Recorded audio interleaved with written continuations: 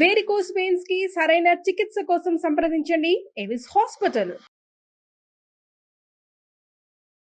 రమగారు నమస్తే. నమస్తే జయ. రమగారు మంచి ఉమ్. దయ్యం కథ, మంచి దయ్యం. దయ్యం కథలు మంచిదే అంటే నిద్రలో రాకూడదు, రాకూడదు, అది భయపడకూడదు మళ్ళీ నేను. చందమామ కథ ఒకటి చెప్తా. పూర్వం ఒక పల్లెటూరులో ఒక భార్య భర్త ఉండేవాళ్ళు. వీళ్ళకి పాపం ఏమీ పొలం లేదు, పుట్టలేదు. అలా ఎంతమంది ఉండేవాళ్ళు జయ, ఇప్పటికీ ఉన్నారు కదా. అవునండి. ఏదో ఇల్లు వాకిలి లేకుండా ఏదో పెళ్లి చేసుకుంటారు, ఎట్లా కొట్లా ఎవరింట్లోనూ ఉంటారు, ఏదో పని చేసుకుంటే ఉండేవాళ్ళు. ఇప్పటికీ ఎన్ని వేల లక్షల మంది ఉండుంటారో. అవును అవును. ఏమీ లేని వాళ్ళు. కాకపోతే ఆ ఊళ్ళో పొలం పుట్ర లేని వాళ్ళు వీళ్ళు ఒక్కళ్ళే. ఓ, అందరికీ ఎంతో కొంత కొడ్ర ఏదో ఒకటి 4 మొక్కలు వేసుకుని 2 కాయలు కోసుకునేందుకు అవకాశం ఉంది అందరికీ. వీళ్ళకి పాపం ఏం లేదు. వాళ్ళ తోటలో, వీళ్ళ దొడ్లో, వాళ్ళ పొలంలో, వీళ్ళ వాకిట్లో పనులు చేసుకుంటూ ఉండేవాళ్ళు.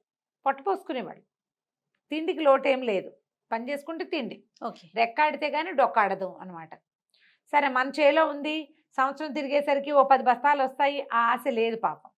వీళ్ళకి ఏదైనా పొలం పుట్ర ఏర్పరచుకోవాలని కోరిక. సరే, ఏం చేస్తారు, అలాగే బాధపడుతూ ఉండేవాళ్ళు. ఓసారి ఒక పక్క పొలంలో, పక్క ఊళ్ళో ఉన్న పొలంలో మన నూర్పిళ్ళు అయితే సాయానికి రమ్మన్నారు. భార్య భర్త వెళ్ళారు.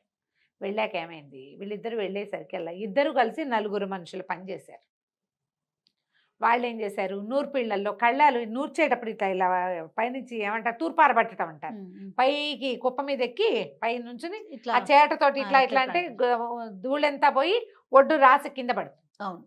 ఈ ఎగిరిపోయినవన్నీ ఏమన్నారు వాళ్ళు, మామూలుగా మేము అవన్నీ ఏరుకుంటాము, పాపం మీరు ఇంత పని చేశారు కదా, ధాన్యం మేము పట్టుకెళ్ళిపోతాం, అవన్నీ చక్కగా పరిగె ఏరుకోవటం అంటారు దాన్ని. చుట్టూ అట్లా అట్లా రాలి పడతాయి, పరిగంతా మీరే ఏరుకోండి, 2 రోజులు కష్టపడి ఏరుకోండి, ఈ ఒడ్డు చాలా మంచిది, మంచి తీపి పెద్ద గింజలు అవి. సరే, రోజు కూలి ఇచ్చారు, పరిగేరుకునే పని పెట్టుకున్నారు వీళ్ళు. 2 రోజులు ఏరితే బాగా అన్ని ధాన్యం వచ్చినాయి. ఇంటికి వెళ్ళాక దంపితే అది ఎంత తీయటి గింజో, ఎంతో బాగుంది. ఆరబోసుకున్నారు. సరే, 10 రోజులు తిండికి వస్తాయి కదా. ఏమంది భార్య, ఏమయ్యా ఇప్పటిదాకా ఏనాడు మనకి ఏ రోజు తిండి ఆ రోజు తప్ప, 10 రోజులు ఉంచుకునే తిండి ఒక్కనాడు రాలా, ఫస్ట్ టైం వచ్చింది. మరి ఈ ధాన్యాన్ని ఏదైనా తెలివిగా వాడుకుందాం అంటే, సరే ఏమన్నాడు, సరే అయితే దంపేసి చెరిగి శుభ్రంగా మూట కట్టి పెట్టన్నాడు. మూట కట్టించుకున్నాడు. ఆ ఊరి కరణం గారికి బాగా చుట్టాలు వచ్చే లక్షణం ఎక్కువ. చుట్టాలు వచ్చేవాళ్ళు. చుట్టాలు వస్తే ఏమిటి, ఎప్పటికప్పుడు వంటలు తంటలు చేయొద్దు. పోయి కరణం గారి వాకిట్లోకి వెళ్ళాడు. ఈ మూట కట్టుకున్న ధాన్యం తీసుకుని, బాబు మరి నాకేమీ పొలం పుట్టలేదండి, ఏదైనా పని ఇప్పించండి అని అడిగాడు. అడిగితే, అటగే లేరా, పనులు ఏమైనా వచ్చినప్పుడు చూస్తానన్నాడు. ఆయన ఏదో ఇంట్లో నుంచి అంత ఊరగాయ పెట్టించాడు. పోనీ వారు ఏమి దిక్కులేని వాళ్ళు కదా. సరే, దొడ్లో కొబ్బరికాయలు ఉన్నాయి కోస్తావా, మామిడికాయలు ఉన్నాయి కోస్తావా అంటే, రూపాయి తీసుకోకుండా వాళ్ళ దొడ్లో నుంచి చుట్టాలు వస్తారు కాబట్టి కొబ్బరికాయలు దించి, కొబ్బరికాయలు పీచులు తీసిపెట్టి, వాకిలు కొంచెం శుభ్రం చేసి పెట్టి, బాబు మాకు పక్క ఊళ్ళో ధాన్యం వచ్చేయండి, చాలా బాగున్నాయి పెద్ద గింజ, బాపనళ్ళు మీరు తింటే మాకు మంచిది అని చెప్పి ఆ తెచ్చిన మూట బొడ్లు బియ్యం అక్కడ పోసి వచ్చాడు. వాళ్ళు ఏవో ఓ కొబ్బరికాయ ఓ మామిడికాయ ఇచ్చారు. వీడిచ్చిన బియ్యం ఎక్కువ వాటికంటే. పని చేశాడు కదా. ఆ సాయంకాలం చుట్టాలు ఎవరో వస్తే ఆవిడేం చేసింది, కొత్త బియ్యం, ఈ బియ్యం బాగున్నాయని, కొత్తవంటే చూడడానికి వాళ్ళు, ఆ బియ్యంతో పాయసం చేసింది. ఎంత గుమగుమలాడుతుందో పాయసం. కొత్త బియ్యపు పాయసం చాలా రుచిగా ఉంటుంది, శుద్ధ అవుతుంది. కొత్త బియ్యంతో పులిహారలు చేసుకో, అవును, ముద్ద ముద్దగా అయిపోతుంది. కొత్త బియ్యంతో పాయసము, పొంగలి, కొత్త బియ్యపు అరిసెలు అవి బాగుంటాయి. ఇంకా కాసిన బియ్యం ఉంటే నానబోసి మర్నాడు పొద్దున పిండి కొట్టి అరిసెలు చేయడానికి పెట్టుకున్నారు. అరిసెలు ఎంత వాసనో, అసలు గింజే మంచి గుమగుమలాడే గింజ. చాలా సంతోషించారు. వీడి వల్ల పెళ్లి సంబంధం కుదిరింది వాళ్ళకి. ఆ మర్నాడు వచ్చిన చుట్టాలు అరిసెలు తిని ఏదో మంచి పెళ్లి సంబంధం చెప్పారు. పిల్లకి పెళ్లి సెటిల్ అయిపోయింది. ఓహో, వాడెవడో వాడు తెచ్చిచ్చాడు. ఇది పక్క ఊళ్ళో బియ్యము, మనకంతట మన ఇంటికి ఎటా వస్తుంది ఆ వస్తువు. ఈ వస్తువు వచ్చిన వేళ వీడికి పిల్లకి పెళ్లి కుదిరింది కాబట్టి వాడికి ఏమైనా చెయ్యండి, వాడికి ఏమైనా చెయ్యండి అని భార్య శతపోరేసింది. సరే, పెళ్లి పనులకు సాయం వచ్చిన ఈ పాలేరు కుర్రాడికి ఈయన ఏమన్నాడంటే, కర్ణం గారు, ఏరా అబ్బి బోళ్ళంత కష్టపడుతున్నావు, మరి మన ఊరి చివర 4 ఎకరాల బంజరు భూమి ఉంది, ఏదైనా చేసుకో, ఆ చేలోకి ఎవ్వరు రారు, ఆ స్థలం అట్లా పోరం పోకు, అదట ఉండిపోయింది, ఎవరి పేరు లేదు, నువ్వు చేసుకో, గ్రామానికి ఇంతనివ్వు, బాగుంది. నువ్వే వాడుకో, నువ్వు సాగు చేసుకోమన్నారు. అనగానే విడిపోయి ఆ మొగుడు పెళ్ళాన్ని సంతోషించి ఓ రోజు బయట కూలికి వెళ్ళినా అదంతా రాయి రప్ప కొండ మెట్ట ఉంటే అంతా చదును చేసి సరి చేసుకున్నారు. సరి చేసుకున్నాక ఆరక కట్టుకోవాలి, మరి ఎవరి దగ్గర నుంచి నాగలు తెచ్చి కట్టుకోవాలి కదా, నాగలు తెచ్చి కట్టారు. నాగలు కట్టేసరికల్లా 2 చాళ్ళు దున్నంగానే ఒక దయ్యం వచ్చి కూర్చుంది అక్కడ.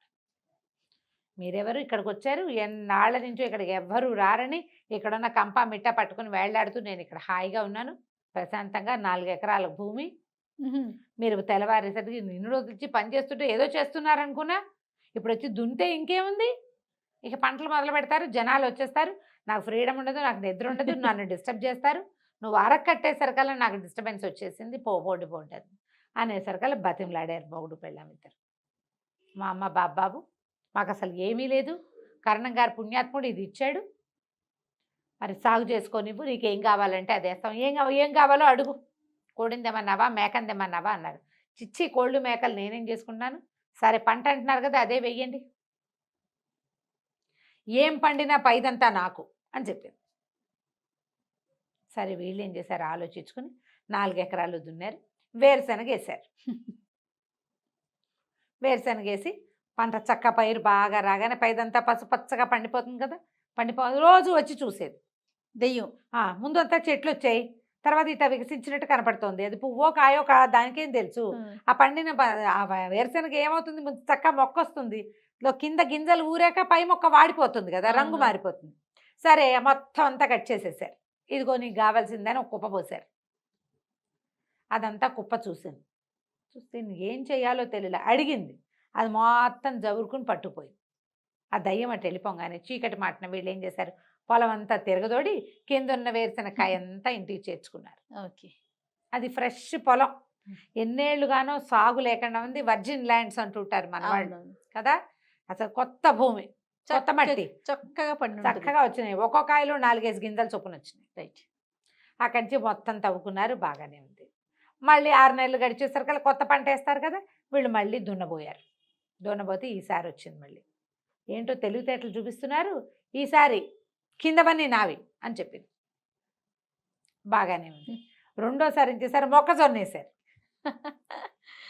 మళ్ళీ వచ్చింది, చూస్తోంది, చెట్టేటా వచ్చింది, చూస్తుంటే పచ్చగా పైరు బాగా అందంగా, మొక్కజొన్న మొక్కలు ఎంత బాగుంటాయో, నిన్నో రకంగా ఉంటుంది, ఇవాళ రకంగా ఉంటుంది, రేపు ఇంకో రకంగా ఉంటుంది, దాని అందమే అందం. చూశారు, వచ్చింది, చూసింది, ప్రతిరోజు చూస్తోంది.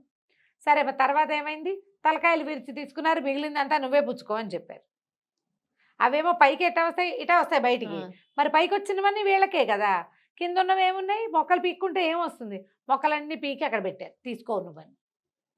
సరే దయ్యం అదంతా ఏం చేసింది, కట్టుకుని తీసిపోయింది ఉసూరుమంటూ. 3వ పంట వేశారు, ఈసారి వచ్చింది మళ్ళీ దయ్యం, 3వసారి. మీ తెలివితేటలు మీవే, ఈసారి పైది నాదే కిందది నాదే, మధ్యలోది ఏమైనా ఉంటే మీరు తీసుకుంటారు. బాగా ఆలోచించి చెరికేశారు ఈసారి. కింద వేళ్ళు ఉంటాయి, పైకి ఇట్లా రెమ్మ వస్తుంది, మధ్యలో చక్కగా చెరుకు ఊరుతుంది. ఇది కొత్తగా పండిస్తున్న పంటలు కదా, దాంతో బ్రహ్మాండంగా ఊరినాయి, ఇంతంతలావు చెరుకు గడలు వచ్చినాయి. వీళ్ళు ఏం చేశారు, తల కొట్టేసి కిందది కొట్టేసి మధ్యలో అది మాది, ఇది నువ్వు తీసుకోమన్నారు. దయ్యానికి సరదా వచ్చింది, ఈసారి వెళ్ళల. వీళ్ళు మోపులు కట్టుకుంటున్న చెరుకు గడల్ని చూస్తూ నుంచుంది. అందరు వెళ్ళిపోయాక, ఓరి మీ తెలివి, మీకు ఎలాగైనా సరే ఉండాలని ఉంది ఇక్కడే, మీ ధైర్యం నాకు నచ్చింది, మీ తెలివితేటలు నచ్చినాయి, తేపకో పంటేసి భూమిని పంట నిలవబెట్టి అది పండేలాగా చేస్తున్నారు. కొత్త విత్తనం వేస్తే దానికి తెలివిగా ఉంటుంది భూమి, ప్రతిసారి ఒకటి వేస్తే కొన్నాళ్ళ తర్వాత తగ్గిపోతుంది. అవునవును కదా, అవును, మీ తెలివి బాగుంది, మీ ధైర్యం బాగుంది, సరే ఇక్కడే ఇల్లు కట్టుకుని హాయిగా బతకండి, ఇక నేను మళ్ళీ రానని గాల్లో నుంచి ₹1 సంచి పుట్టించి చేతిలో పెట్టింది. ఇల్లు కట్టుకోండి, హాయిగా ఉండండి అని చెప్పి వెళ్ళిపోయింది. మంచి దయ్యం కథ అడిగావు కదా, అందుకని. ఆ తర్వాత వీళ్ళు చక్కగా ఆ గట్టునే ఓ చిన్న ఇల్లు కట్టుకున్నారు. ఆ 4 ఎకరాలు పండించుకుంటూ వరేసినప్పుడల్లా కరణం గారికి 2 బస్తాలు ధాన్యం ఇస్తూ సంతోషంగా ఉన్నారు. ఆ ఊళ్ళో అందరికీ పొలాలు ఉన్నాయి, వీళ్ళకు కూడా పొలం ఉంది చివరికి. కథ కంచికి మనం ఇంటి.